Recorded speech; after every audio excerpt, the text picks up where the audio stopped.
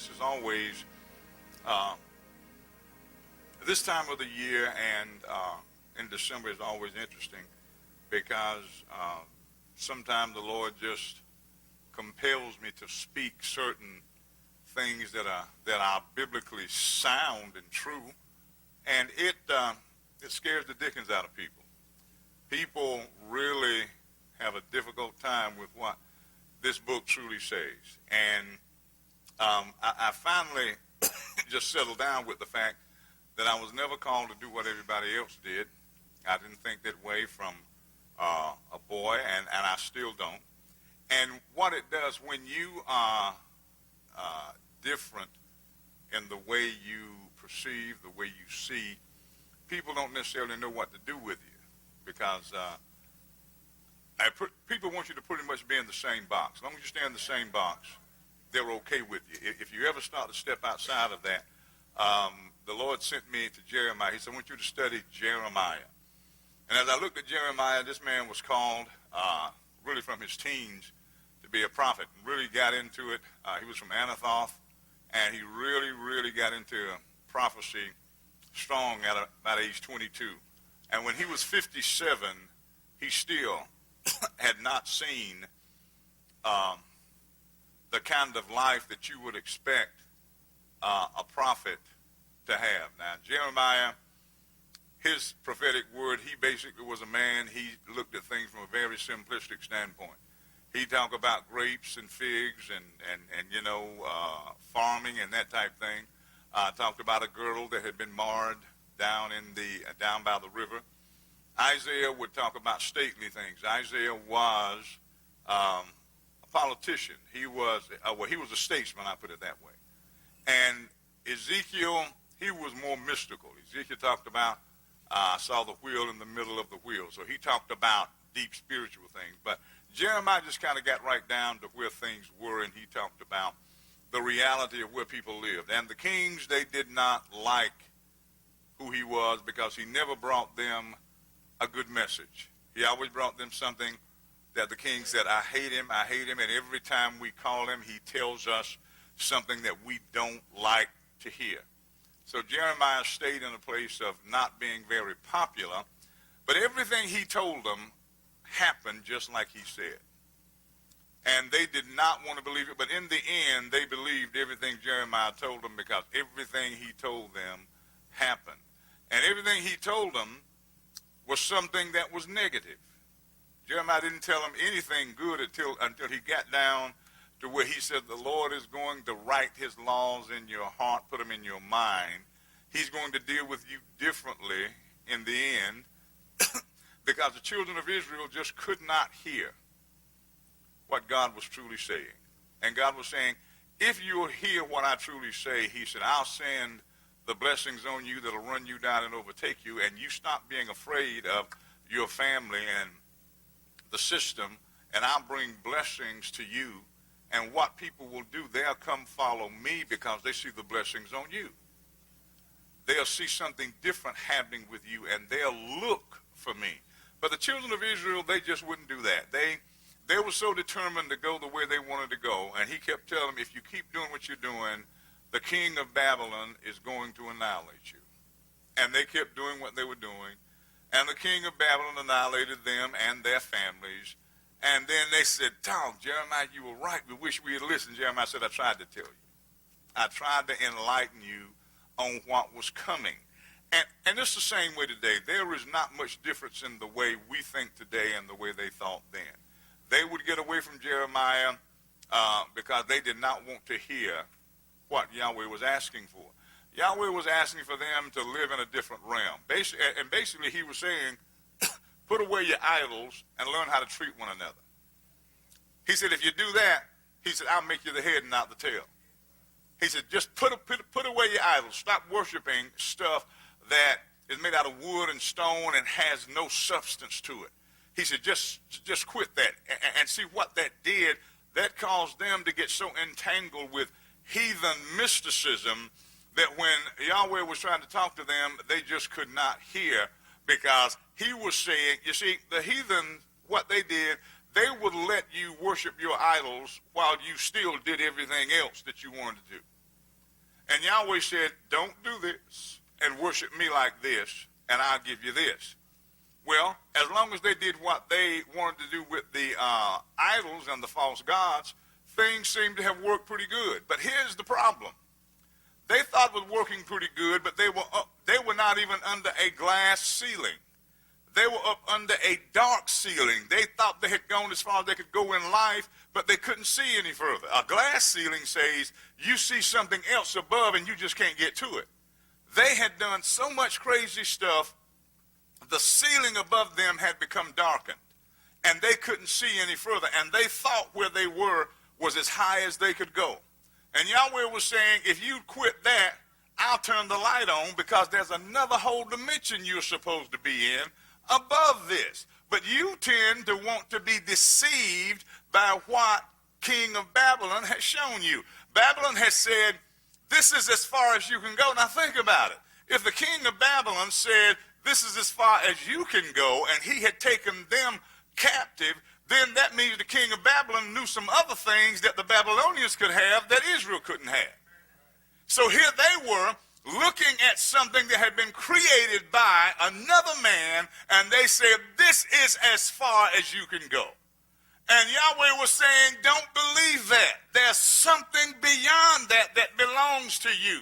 And they just could not get past it. So they keep going back worshiping the Babylonian idols. And they said, oh man, look at what King Nebuchadnezzar has given me. I just got a new car. I just got a house. And Yahweh was saying, that is a dark ceiling. I don't want you to just have the car. Why can't you at least have a garage where at least you're fixing the car? Why can't you build some product that goes in the car? Why aren't you up here living a much higher standard rather than letting the devil tell you this is as far as you can go? But see, you can't get there until he breaks some stuff out of your psyche. And I believe sometimes it'll make you wonder when you see how we think, Lord, is it even worth it? The Lord said, keep doing what I've told you to do, and I'm going to keep right on pouring my blessings out. And when others see what I do because of consistency, and he said, you're not going to have to rob anybody, not going to have to hustle anybody, not going to have to lie, steal, or cheat. He said, I'll just cause the blessings to run you down and overtake you, because I see humanity as being something much more potent than what Satan has told us. Satan has literally put us all in caste systems. You're here, you're here, you're here, you're here, you're here. That's not what Yeshua did. That's not where he put us. He put all of us in his kingdom and said all things are possible to them that believe.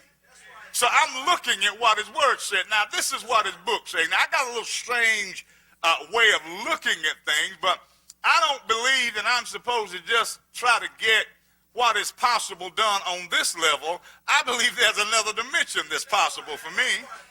I believe I can go somewhere else. So I'm saying, why can't I get through this dark place and get into this light place? And Yahweh, what is the hinder?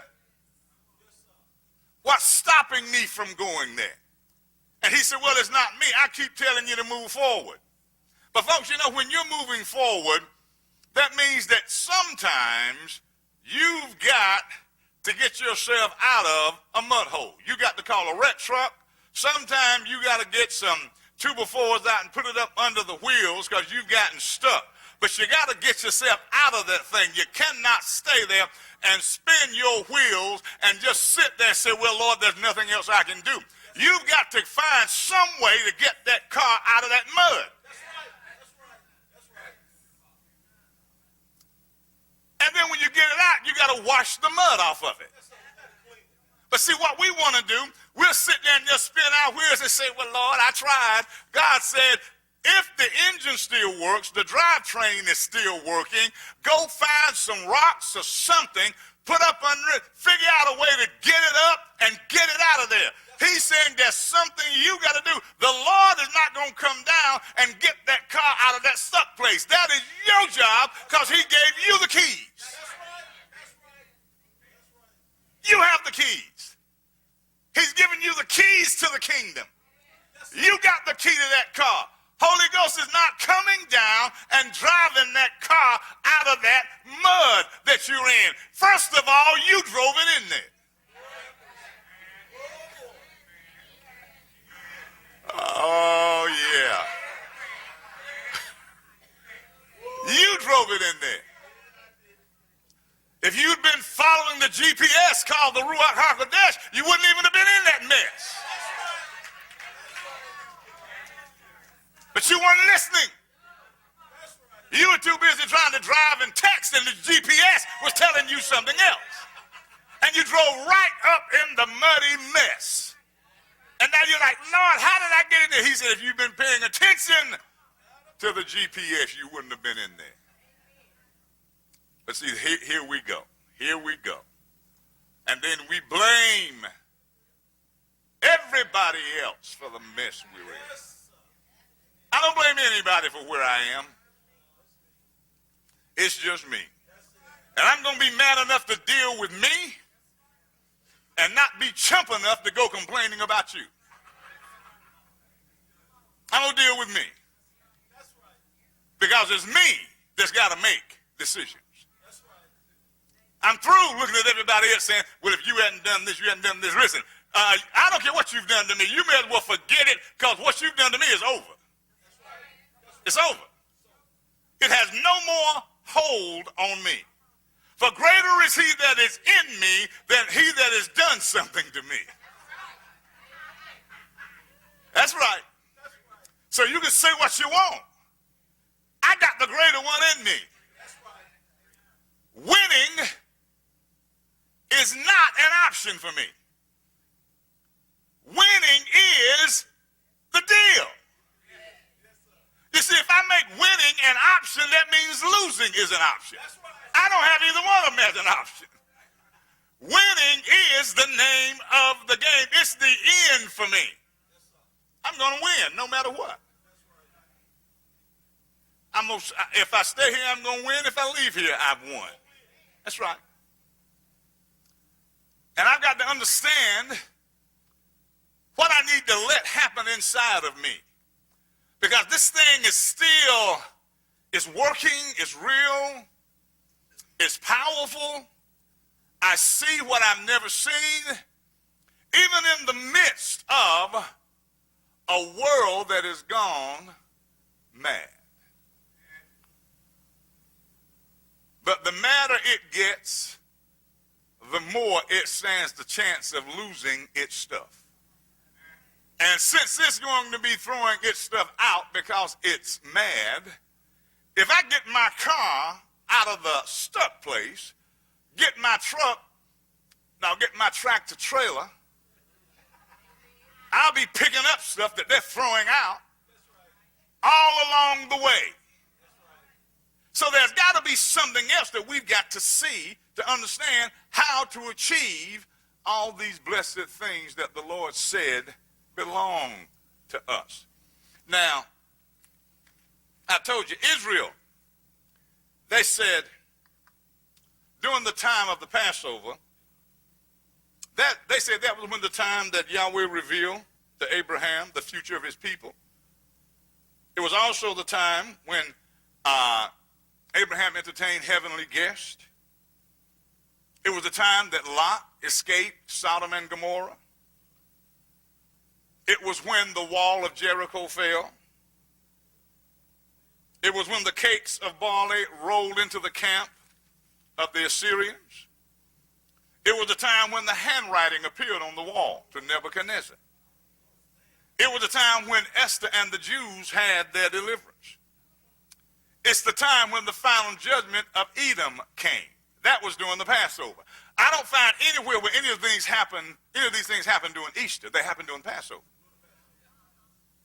So when I see the things that they have laid out from their history that took place at the time of Passover, where the lamb was slain, then I say there needs to be some other things written. Since I'm a living epistle, that some things have happened in the life of Dennis and Ravonda that other folk can read about down the road because I'm a living epistle. So at Passover, there's supposed to be some things happening for me.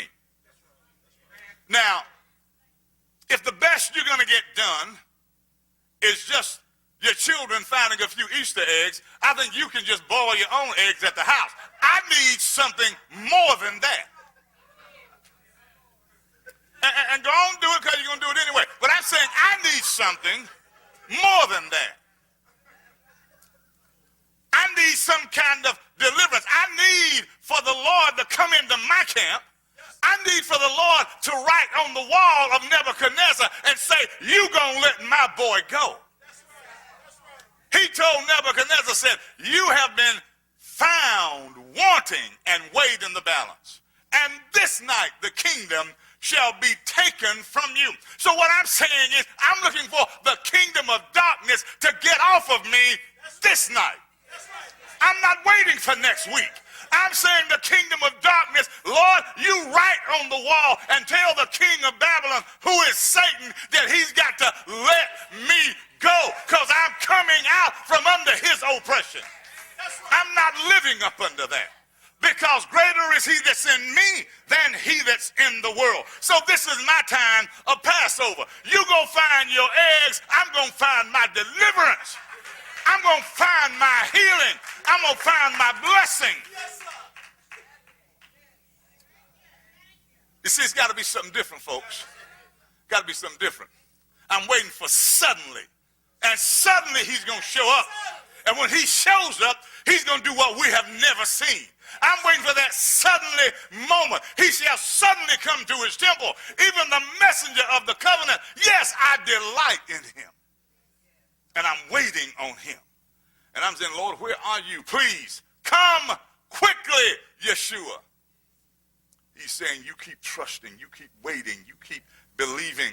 The Lord has recently, he told me, he said, son, I asked him, I said, why won't you just go ahead and just totally heal me from everything? He said, I can. He said, but you're not disciplined enough yet. I said, I know what you're talking about. I ain't got to explain it. I know what you're talking about. I ain't going to start no foolishness. I know what you're talking about. He said, you're not disciplined enough yet. I said, okay, I know what I need to do. He said, now, I told you about that sugar. I told you to leave it alone.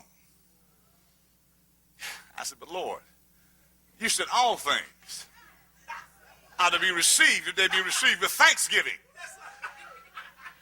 So I thank you for this. He said, listen, you don't know what I'll let you have down the road if you showed me some discipline and got your mind in the right place. He said, now, if you leave that alone until you are totally in control of it, then when I heal you, it can never damage you again. But what you want is for me to deliver you from all sickness and disease so you can keep on slurping down the sugar. And he said, I'm not going to do that. He said, I ain't going to do it until you get some control. Because I told you, you work together with me. And here you are, you want me to fix something and you're not even going to do your part. He said, I'm not. He said, keep on hurting. Keep on being sick.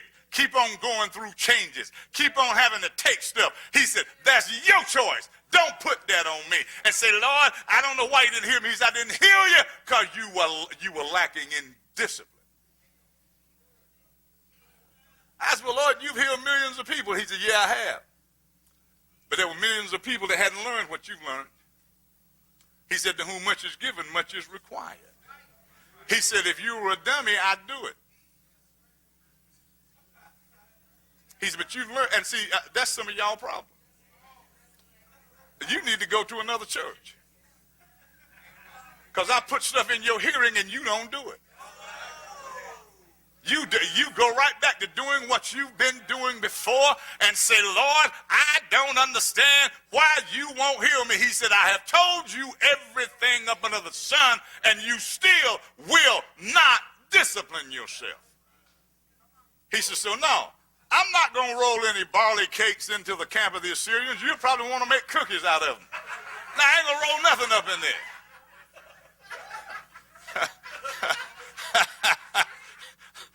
You'd be called a Keebler Elves and have a factory in the tree.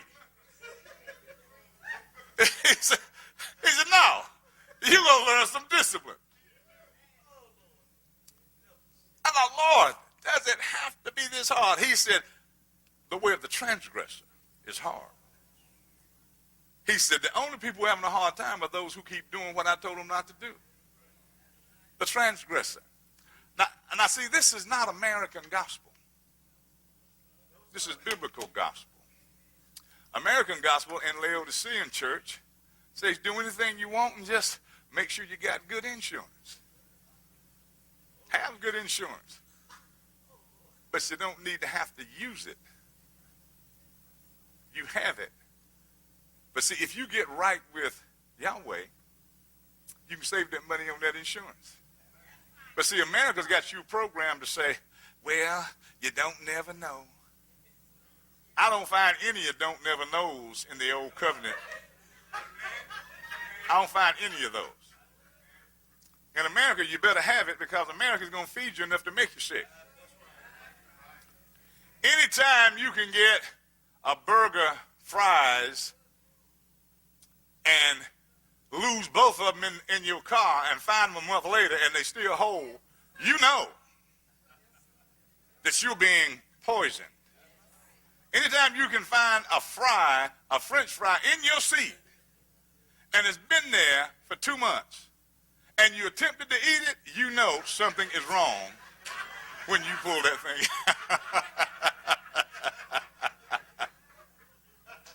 So you you better have some insurance. But this book has said some things. And I'm looking for what this book has said to be a reality. Now, if this book is not true, now I'm going to be honest, I do not pick and choose what I like out of this book. I study this book and I find stuff that I'm like, oh my God, I wish I hadn't read that. Because then I'm challenged. But see, we live in America where we say, we don't like this part, we like this part. We don't want this. Oh, well, God doesn't mind. God, if he put it in his book, that tells me he's got a concern with it. If he said, don't do this for me and do this for me, then he's concerned about how we do what we do. Look at 1 Corinthians chapter 5 real quick. Because as we deal with these subjects, we'll find some interesting things. Now, Yahweh told the children of Israel to put away the leaven. Told them, said, now search your house. That Passover, it changed from the time they came out of Egypt. Because when they came out of Egypt, they were coming out of bondage that was instantaneous. Meaning when you got saved, you stepped from darkness to light. But the Passover changed as they got into other places and started moving into the land of Canaan. They didn't have it every year. They had it before the wall of Jericho. They had it when they came into Canaan. They had it about 3 times until they got fully into Canaan. Once they got fully into Canaan, then they started having it once a year. And they'd come up for the Passover feast. But they didn't do it every year in the wilderness because they had not gotten beyond certain struggles that they were having. So they had grown, they had learned, they'd gotten a handle on some things, and they got into the place called the Promised Land, and then the Passover was coming consistently. Now, let's see how Paul brought it into the new covenant. And let me say something to you. For those who say, oh, well, we're not under the old covenant, we're under the new. If you ask my opinion, we're under neither in America. We don't follow much of anything in any of them. I don't know what covenant we're under. It's whatever we have dreamt up. It's not what the book has said. Now, the way I understand the new is by understanding the old. The law was in the old. And we say, well, I'm not under the law. Well, let me ask you a question.